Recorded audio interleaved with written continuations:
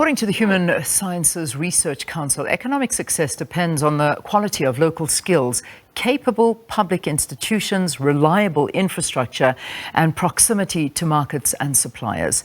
The organization says economists and policymakers consistently neglect the role of space and geography.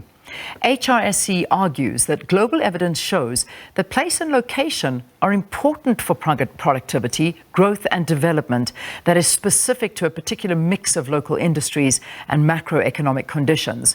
So as the government delivers budget allocations tomorrow, it would be important to examine the backdrop against which the country's economy and budgets are planned. HSRC Senior Research Specialist in Inclusive Economic Development, Dr. Justin Visagie, joins us now to talk a little bit more. Great to have you, Dr. Visagie. Thanks for being our guest. Thanks. Good morning to everyone out there. Quite an interesting angle we're taking this morning. I mean, when we look at South Africa's populace and geography with respect to these factors, you mention as a necessary cocktail for development, local skills, capable public institutions, reliable infrastructure, and of course proximity to markets and suppliers.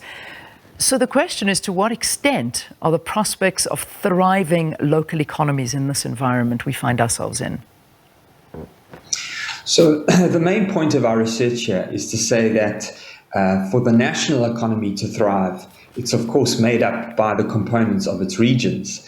And something that's sometimes a little understood is that there are significant differences in the performance of South Africa's provinces and the performance of different metros, the performances of different places.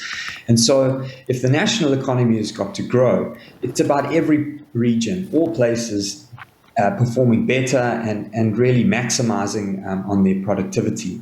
And just to give you a sense of the size of this variation, if you look at a provincial level, at the performance of South Africa's provinces over the last 20 years, you'll find that the three biggest provinces, Gauteng, the Western Cape and KwaZulu-Natal, have all on average done better than the national average. And these differences add up over a long period of time. In fact, just the Gauteng and Western Cape, the sort of premium to growth in those areas over the last 20 years is as much as the size of the economy of the Eastern Cape. So, these small differentials over time compound and really make it a big difference to national performance. So understanding the national economy is actually about understanding the different pieces of the pie. And so that invariably means getting to grips with what's going on at a local level. You also say analytical frameworks and government policies consistently neglect the role of space and geography in favor of national averages and sectoral plans. Let's explain that. Let's talk about that more in layman's terms, I suppose, of favoring national averages and sectoral plans, rather. So, of course, a spatially blind policy, which just looks at strengthening the performance of a particular industry, inevitably has implications in space. Of course, if you have a big focus on mining, that's going to impact Mpumalanga and the Northwest and economies that have mineral endowments. Whereas if you have a big focus on industrialization and you favor the automotive industry, that's going to play itself out in the Eastern Cape, in the Western Cape, and in Gauteng. And I think it's something that intuitively the listeners out there, and I think people in general, do have a good understanding of. You just have to travel across the country and to experience, very different sort of concoctions of economic development, moving between rural and urban areas is one way of thinking about it, but also between, as you cross over between different parts of provinces, we think about former homeland areas, for instance, in the Eastern Cape, to see that different places are not all on a level playing field. And so if we just analyze and think about our economy on a national level, I think we miss an important component of that economic development. And what our research actually does and shows is that, whilst the performance of particular sectors at a national level are very important for our economic growth and understanding our economic growth, those place-based factors actually explain about as much as half of the economic performance of South Africa. So in other words, it's not just the fact that you have banking and retail and logistics in Gauteng, it's also the fact that all firms in Gauteng, when you look at the research, tend to be more productive. And that's got to do with the local environment and the local business constraints that either help or hinder firms on the ground. And so what we're advocating here is that to make sense of national economic policy, I think we need to have a much more devolved and bottom-up approach, to be thinking about the strengths of our different regions and to be thinking about how to address those binding constraints in each of these different places. And certainly to focus in on the skills as well, because that's, I mean, it's well and good having that, but if we don't have the quality of the local skills in the area, that's where I imagine the hampering of economic progress will happen. So, I mean, what happens in the absence of local skills? For example, in rural and underdeveloped areas where people may neither possess the skill or, as we're seeing, more and more, unfortunately, dropping out of the education sector and not even having an education. So skills are, of course, a critical component to understanding economic development. And migration is one of the natural processes in which skills move across places to meet the demand from the economy. And I think the pressure we experience in our country in particular is that there is a mismatch between the density or the number of jobs and the number of people. And this has got to do with the historic legacy of a lot of people being forcibly removed and put into homelands, where of course there wasn't actually the economy to support that population base. And so while you've got this mismatch between the economy and where people live, of course you're going to have these adjustments. And I think that the encouragement to government and to be progressive about planning for this is that, urbanization can be a force for good, because of course, it's helping to realign the economy. And there's a lot of research which shows that when people do actually make a move, particularly from rural to urban areas, that it's one of the most important pathways out of poverty.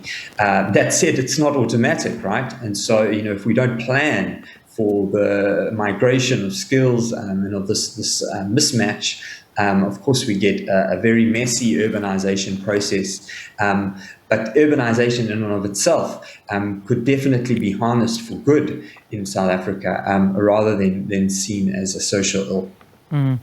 Just one of the other points that you bring up in the article is one of the imperative factors in the equation is also capable public institutions. But as policies get rolled out and budgets allocated, in South Africa, we unfortunately have progressively shown great discrepancies in the functioning of public institutions. How much of a drawback to economic development are the inadequacies that we find in these public institutions? That's an excellent point. And the quality of our institutions is absolutely critical, particularly as countries are developing. The state can play a lead role in either helping and unlocking the productivity and the performance of its people, or can become a hindrance of that. And even reflecting on our upcoming budget speech, the National Treasury faces a very difficult job, because in some ways our limited budget is actually about the the fact that our economy has been hamstrung due to institutional failures. And so, I think it's about value for money, rather than just the amount of money that we have. And unfortunately, in many different areas, South Africa's institutions have really not performed. We just have to think of crisis in energy, and this conversation today about the local level, the collapse of a whole host of local municipalities across the country, unable to provide the necessary basics of goods and services that support the business environment. So local institutions and supporting and strengthening them are a key component.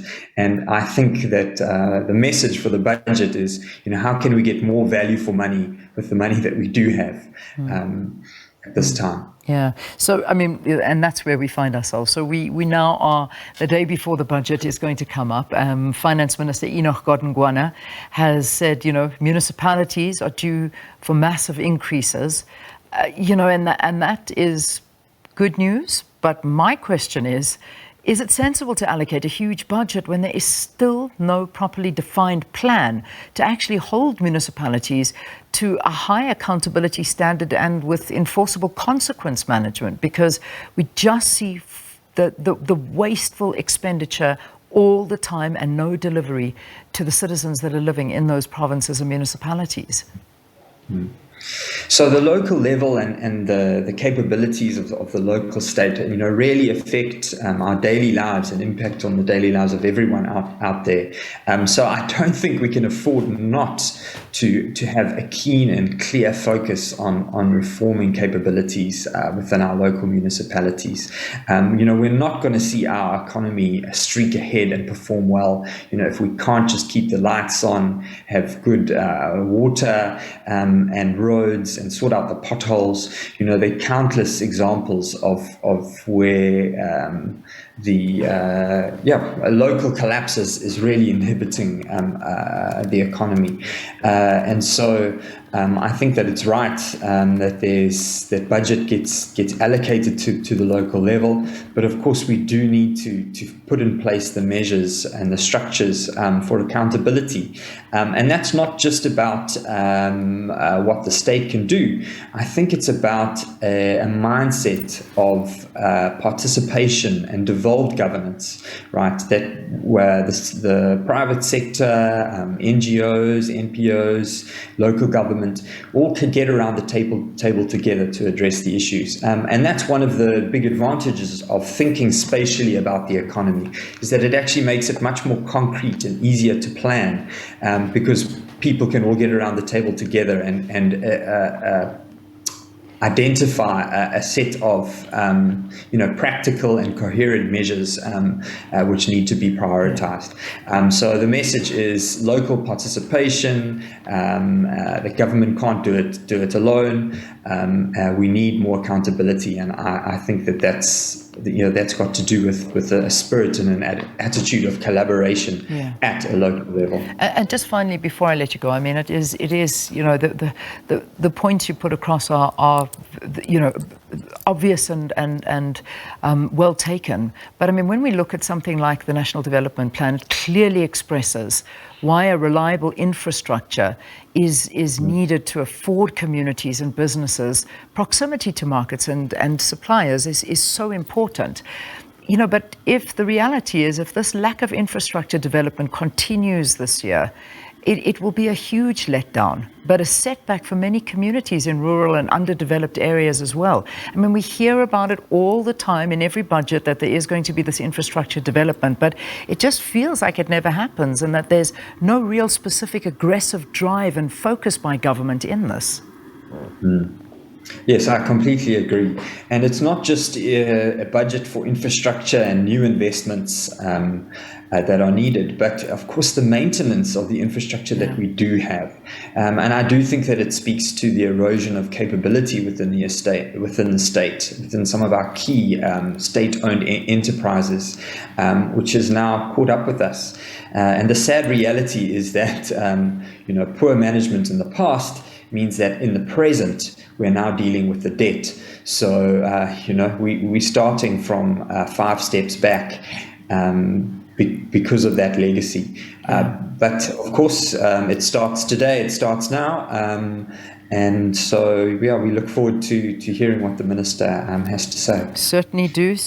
That'll happen at tomorrow. We, of course, as Morning Live, will be there previewing it tomorrow morning, and then it'll be brought to you live on SABC News. That's the national budget tomorrow afternoon. Thank you very, very much. HSRC Senior Research Specialist in Inclusive Economic Development, discussing why economic development planning in South Africa should be deliberately following a certain set of criteria, like the quality of local skills, capable public institutions, reliable infrastructure, and proximity to markets and suppliers to achieve this economic success. So thanks very much to Dr. Justin Visagie for discussing that with us.